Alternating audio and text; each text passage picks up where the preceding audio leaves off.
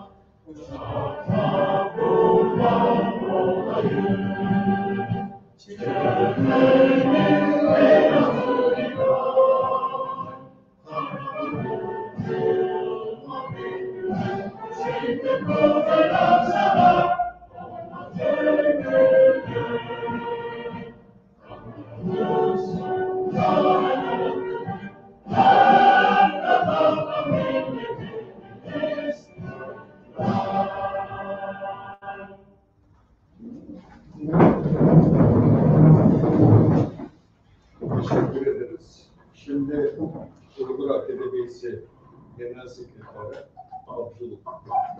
Abdülhamit Karahan Bey basın bildirisini okuyacak. Buyurun. Herkese merhabalar, hoş geldiniz. Bugün şimdi Çin'de tam 1 Ekim, bizde 30 Ekim, yok 30 Eylül, şimdi Çin'de 1 Ekim. Bugün Çin işgalinin, Doğu Türkistan işgalinin 73. yılı. Dolayısıyla biz Uygur Akademisi Vakfı ve Doğu Türkistan Vakfı olarak burada basına, kamuoyuna bir bildiri yayınlamak istedik. Evet, değerli basın mensupları, kıymetli milletvekilleri, siyasi partilerin üst düzey temsilcileri, STK'ların yöneticileri ve değerli katılımcılar. 1 Ekim 1949'da ilan edilen Çin Halk Cumhuriyeti aslında ideolojik devrim uğruna yapılan bir iç savaş ürünüdür. 1921'de kurulan ÇKP 28 yıl sonra iç savaşla dönemin meşru hükümeti olan Çin Cumhuriyeti'ni devrederek 1 Ekim 1949 tarihinde Çin Halk Cumhuriyeti'ni ilan etmiştir. Ve dünyanın en kalabalık nüfusuna sahip ülkede tek başına iktidara gelmiştir. ÇKP iktidarı ele geçirdikten sonra Çin Cumhuriyeti ile kesin çizgisini belli etmek için Çin Halk Cumhuriyeti ile eş anlamında Yeni Çin, yani Çin Cumhuriyeti tabirini kullanmaya başlamıştır. 1 Ekim 1949'da kurulan Yeni Çin'de ÇKP ilk icraat olarak iktidarı ele geçirene kadar kullandığı anti-emperyalist ve anti-feodal demokratik devrim söylemini fiilen terk ederek emperyalist Mançu Çin hakimiyeti ve savaş ağası Kuomintang'ın işgalci geleneğini çok daha kanlı yönetimlerle devam ettirmiştir. Feodal Çin dönemine ait savaş hilelerini kullanıp Sovyetler Birliği'ni de bu yolda amaçlarına alet ederek Doğu Türkistan Cumhuriyeti hükümetini bertaraf edip 20 Aralık 1949'da Doğu Türkistan'ı kanlı bir baskınla işgal etmiştir. Dökülen kanları işgalci Kurtuluş Ordusu komutanı Wang Jin şöyle ifade etmiştir. Ben var ya ben Sincan'da yani Doğu Türkistan'da öyle bir katliam yaparım ki bundan böyle 50 yılda bile tek bir direnişçi çıkmaz. Yeni Çin'de ÇKP'nin başlattığı toprak reformu, sağcılara karşı hareket, büyük ileri atılım, kültür devrimi gibi bütün radikal devrim uygulamaları Doğu Türkistan, Tibet ve Moğolistan gibi işgal bölgelerinde milli kimliklere karşı sistematik asimile ve yok etme vasıtası olarak kullanılmıştır. Örneğin toprak reformu 1950 ile 1953 arası bölgesel milli tarım ve ekonomik sistemini felç ederek ÇKP'ye bağımlılık yaratma hamlesi, sağcılara karşı hareket, yerli milliyetçiliğe darbe bahanesiyle milli beyin takımlarını yok etme hareketi, kültür devrimi, milli benliği yok etme ve Çinleştirme devrimi olarak gerçekleştirilmiştir. Dolayısıyla Yeni Çin'in amacı bu yeni ülkenin sınırları içerisinde ötekileri bütünleştirmenin ötesinde eritmek ve yok etmek anlamı taşımaktadır. 2017'de ifşa olan Doğu Türkistan'daki toplama kampları ve yapılan etnik soykırım, Çin Halk Cumhuriyeti hükümetinin yıllardır sürdürdüğü sistematik asimilasyon ve eriterek yok etme politikasını kazandırılmış uygulamasıdır. Bugüne kadar Uygurlar Türk milletinin ortak kültürüne, kültürel değerlerini canları pahasına korumuştur. Şimdi Çin, Türk dünyasının pervasızlığı ve İslam aleminin sorumsuzluğundan aldığı cesaret ve elde ettiği imkanlarla Uygurları kökünden yok etmek peşindedir. Uygurların uğramakta olduğu fiziki soykırım Türk dünyasının canını acıtmamış olabilir. Ancak şimdi Uygurlar bitkin düşünce Çinliler Türk milletinin ortak tarihi değerlerini yerle yeksan etmekte ve Türk milletine meydan okumaktadır. Çin şimdiye kadar uzaktaki ile dost ol, yakındakini ez hilesini kullanarak Türkiye'deki karanlık yardakçıları vasıtasıyla Türk milletini Uygurlar Çin devleti siyasetin sayesinde mutlu ve mesut yaşıyorlar masalıyla uyutmayı, Uygurların köklere yükselen feryat ve figanlarının CIA komplosu olduğunu propagandasıyla kandırmaya başarmıştır. Ancak bunu artık Uygur Türklerinin yok olmasıyla sınırlı kalmayacak kadar büyümüştür. Türk milleti artık Çin tehdidi gerçeğini kabul etmeli.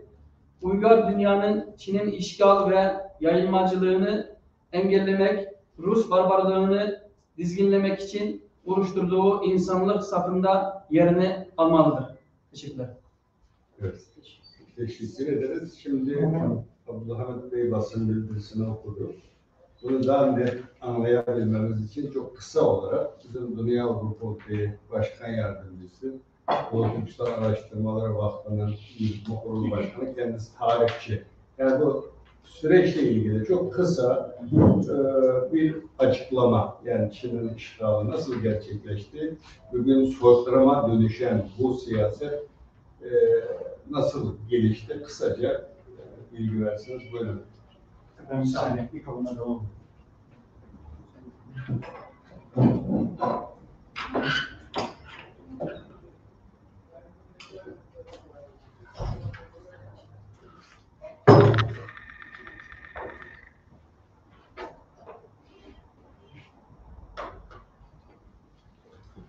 İyi akşamlar.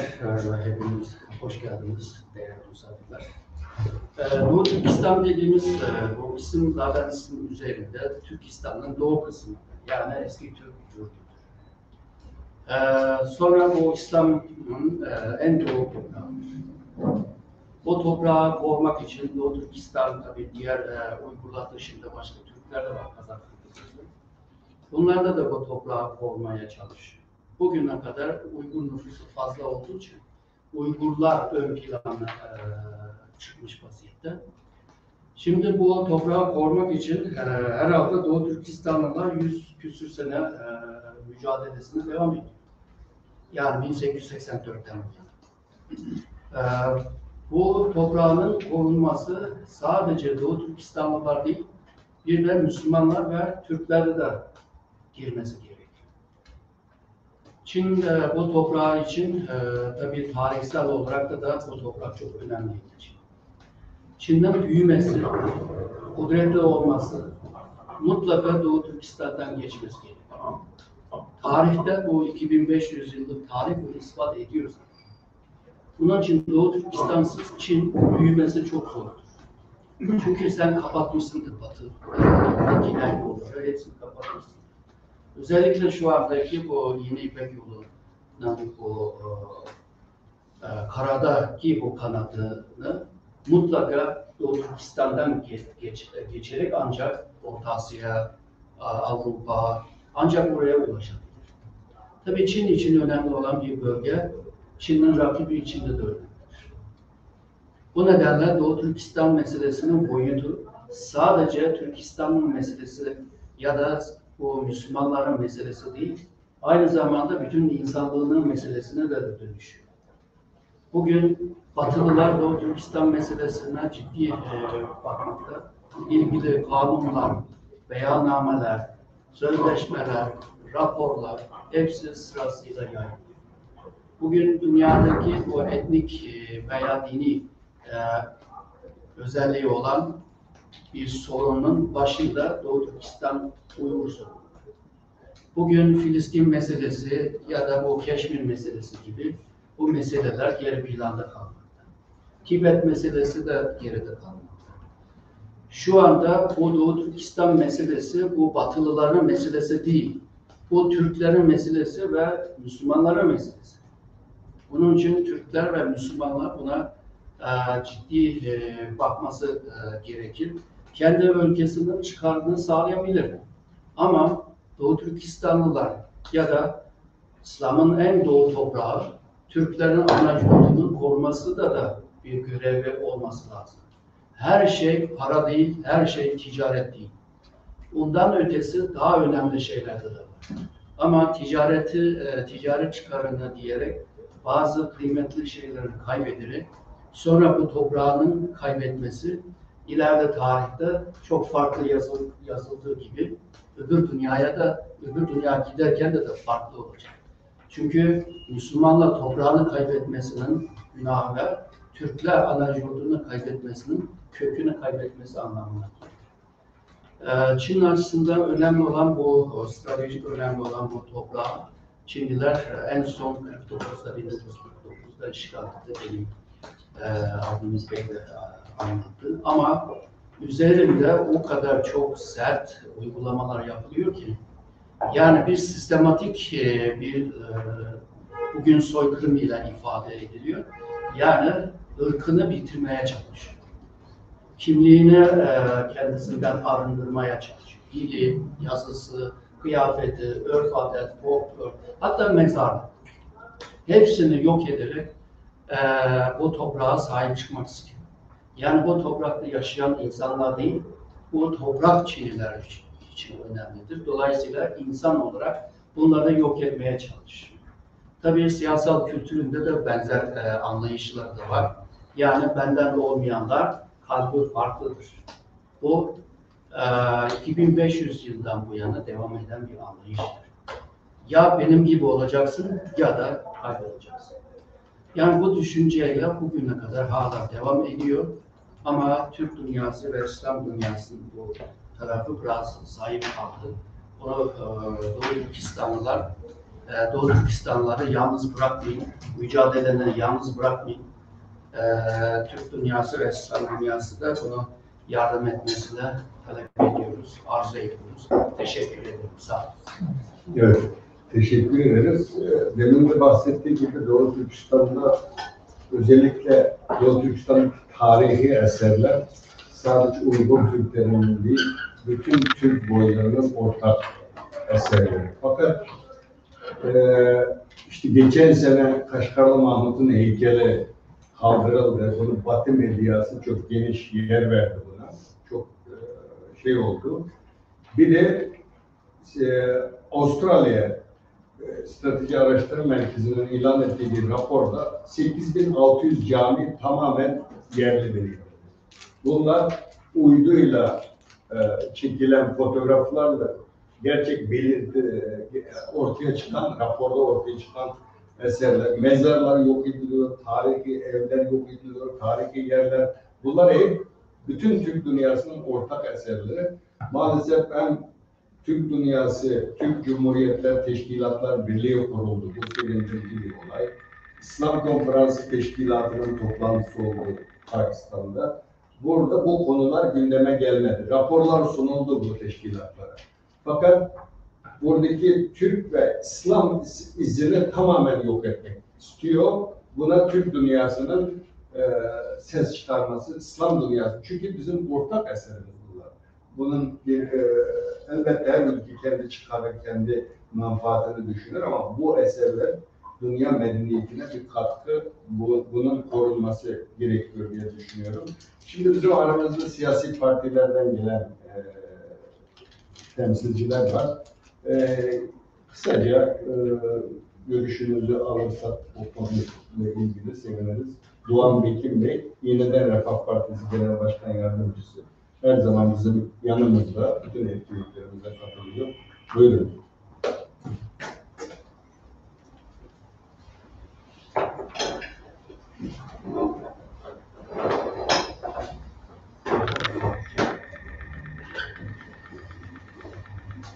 Bizler tabii Yeniden Refah Partisi olarak Doğu Türkistan sorununa bigane kalmamız asla mümkün değildir. Rahmetli Erbakan hocamız her zaman için İslam coğrafyasında meydana gelen bütün bu sorunları sürekli gerek meclis kürsüsünde, gerek basın toplantılarında ve gerekse mitinglerle dile getiriyordu.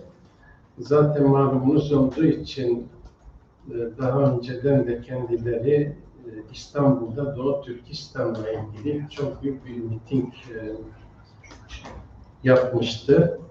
ve aynı çizgiyle, aynı hareket noktasıyla biz milli görüşün fikriyatı çerçevesinde Doğu Türkistan sorunu önemsiyoruz ve biz parti kurmadan önce de Erbakan Vakfı çerçevesi içerisinde de Doğu Türkistan sorununu her zaman için dile getirdik. Bazen basın açıklamalarımızda da konuyu kamuoyu nezdinde dile getiriyoruz. Televizyon programlarında da dile getiriyoruz.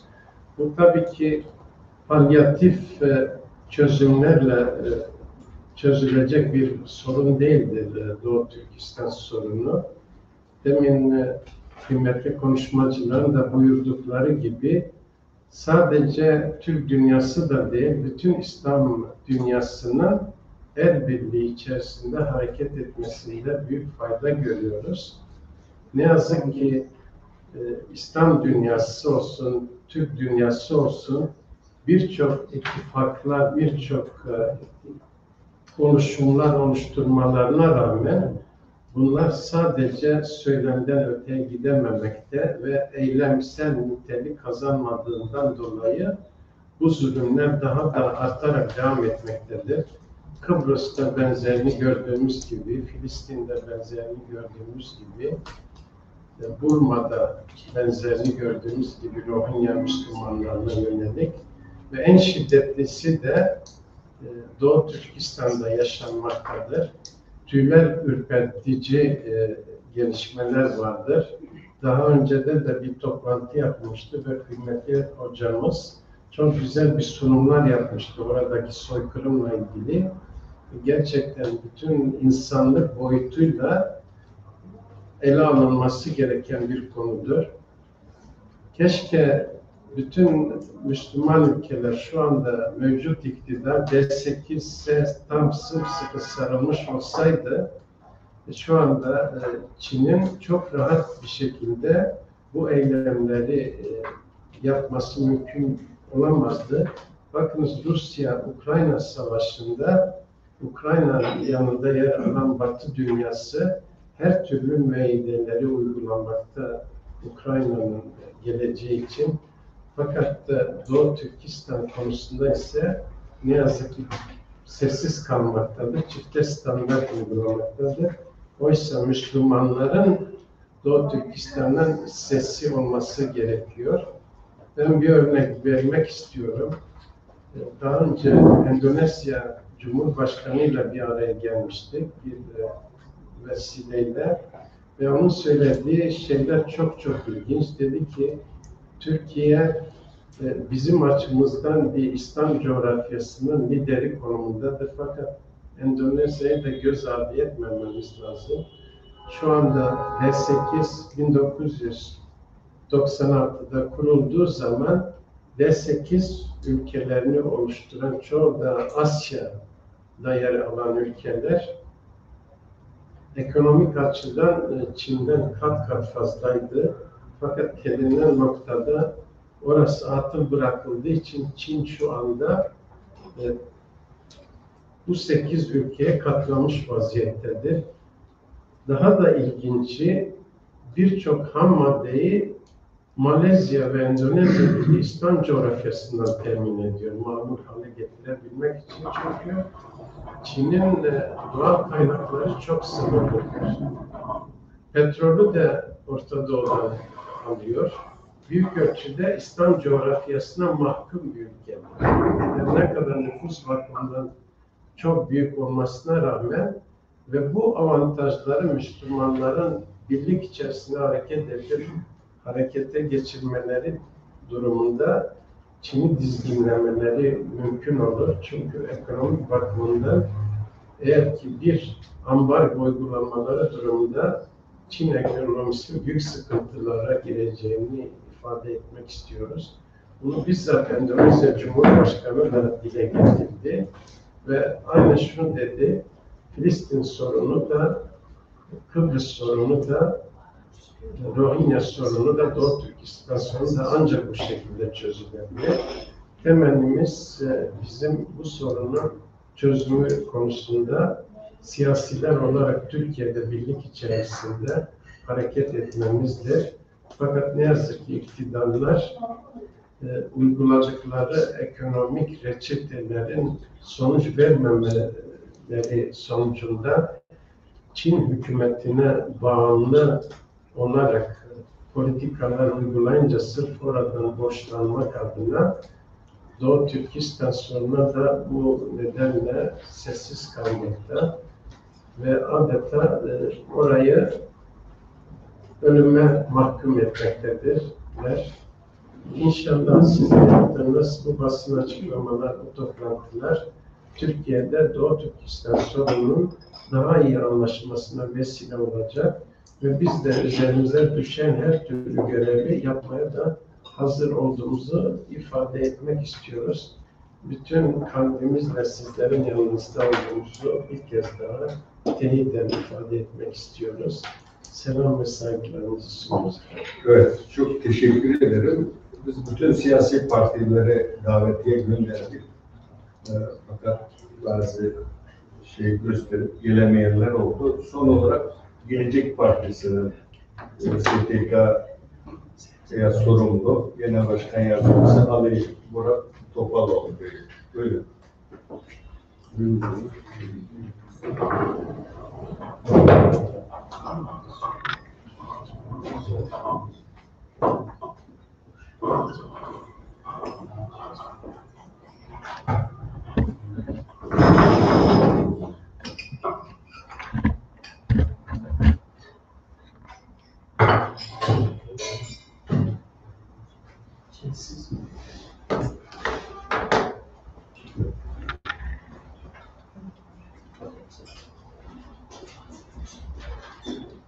Kıymetli vakıf yöneticilerimiz, siyasi partilerin değerli temsilcileri, aziz misafirler, hepinizi saygıyla selamlıyorum.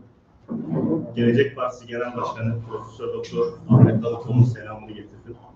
Burada bulunmaktan büyük bir mutluluk. Gelecek Partisi olarak kurulduğumuz ilk günden beri Doğu Türkistanlı kardeşlerimizin her daim yanlarında olduk. Çağırdıkları her toplantıya gittik. Bazen bilim başkanımız Selçuk Özdağ katıldı, bazen biz katıldık. Bundan sonra katılmaya devam edeceğiz. Ta ki Çin devleti zalim uygulamalarından vazgeçinceye kadar, kardeşlerimizin topraklarından çekilinceye kadar, toplama kamplarını kapatıncaya kadar, kardeşlerimizin üzerindeki tahakküm politikalarından, asimilasyon politikalarından vazgeçinceye kadar, kadim Türk yurdu üzerindeki kirli emellerinden vazgeçinceye kadar. Kardeşliğimiz bakidir, çok kıymetlidir. Bilge Kağan'ın dediği gibi biz Çin devletinin yumuşak ipeğine, tatlı sözlerine hiçbir zaman aldanmayacağız. Zulüm ile abad olunmayacağını tüm dünyaya göstereceğiz. Biz hükümetin Uygur Türkleri noktasında yeteri kadar inisiyatif almadığını, Çin ile olan ticari ilişkilerinden çekinerek bu meseleyi tek gözüyle, tek kulağıyla takip ettiğini görüyoruz. Ve bundan büyük üzüntü duyuyoruz. Bizim için kardeşlerimizin mutluluğu ticaretten daha önemlidir. Biz kazanacağımıza inanıyoruz. Karşımızdaki devletin gücünün, mali imkanlarının, uluslararası konjonktürdeki bulunduğu yerin önemi bir yere kadardır. İstiklal mücadelelerinde zafer muhakkaktır. Mağlubiyetin olması için ise bir tek şeyin olması gerekir. O da inanç eksikliğidir. İstiklal mücadelesini en iyi yapan ülkenin topraklarındayız. Adını tarihe altın harflerle kazınmış olan bir başkomutan, Mustafa Kemal Atatürk'ün kurduğu ülkede bulunmaktayız. Ve buradan binlerce kilometre öteden Çin devletinin kaybedeceğini bilerek büyük bir gururla söylüyorum. Buna inanıyorum, bunu temenni ediyorum değil, bunu biliyorum. Biz bütün emperyal devletlere karşıyız. Adı Çin olsun, ABD olsun, Fransa olsun, Rusya olsun. Ne olursa olsun mazlum devletlerin, mazlum milletlerin ve özellikle Türk milletinin mücadelesinde her daim onların yanında eksik olmaya devam edeceğiz. Hepinize saygılar sunuyorum. Çok teşekkür ederim. Çok teşekkür ederiz. Bugün bizi yalnız bırakmadığınız için hepinize özellikle basına buradan çok teşekkür ediyoruz. Şimdi Uygur yemeklerinden tadacağız. Beraber sohbet devam edecek. Teşekkür ederim. Burada sona erdik.